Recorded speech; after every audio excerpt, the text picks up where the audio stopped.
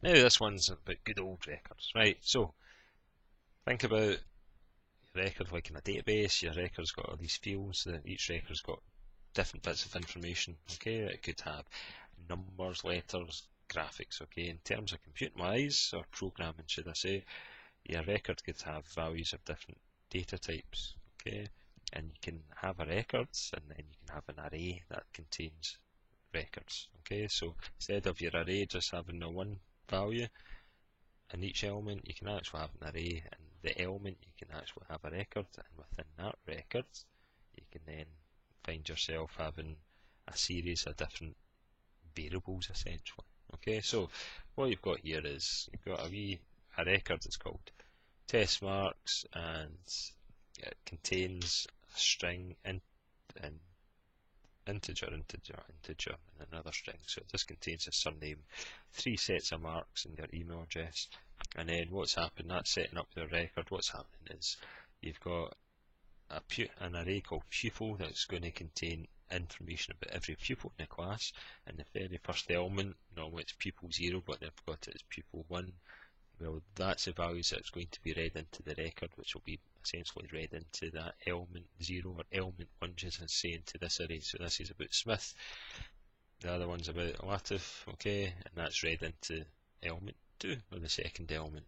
Right, so they're just asking what's the purpose of that, of line 2. So purpose of line 2 are these values are all getting read into this element in the array, okay, and the values are being assigned to the values to the test mark record. So these values are being assigned to this record, and this record is then read into this array. So the values are in the record format essentially, which is then read into index 1 within the array.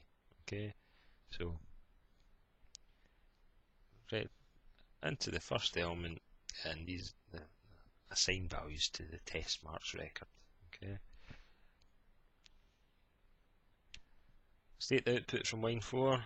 Well, if you look at pupil 1, okay, if you look at what they've got, so this is surname, 67 is mark 1, 89 is mark 2, so they're looking at this array, pupil 1 at element 1, and within that, within the record within that, look at mark 2, what they've got stored there. Okay, so what they've got stored there for this pupil Smith is 89. Okay, so that's why you've got 89 there.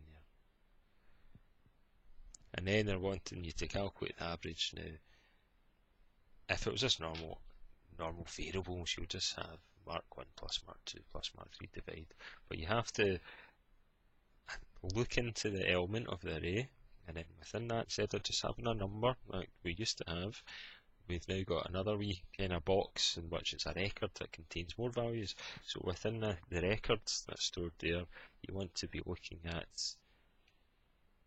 what's stored in mark 1, and then add it to what's stored in mark 2, add it to what's stored in mark 3, and then divide that by 3, and that's obviously going to give you your average.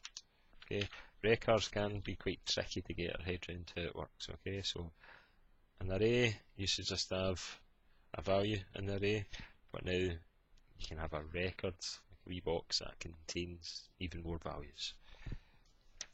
If we then have a wee look at this one here, so this is the good old way of writing values, okay, into an array. So we're going to have these values there, so there's 4 values, and you're basically wanting to count how many folk have got a 70% or 70 marks more. Okay, so if you find one that's got 70 marks, you basically set 1 to that amount counter. Okay, and it's basically saying, well, what's going to be the output of it. So what happens here is it looks at the first element, 74 is more than 70, so it will add 1 to the counter. It then goes to, so that's element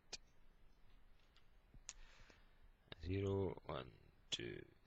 Right, so it goes to element 0, so that's 70, so add 1 to it. Okay, 57 isn't greater than 70, so it doesn't add 1. It then goes to 2, so 73, you add 1 to that, and you'd think it would go to this one, but if you have a wee look down here, actually shorts at 2.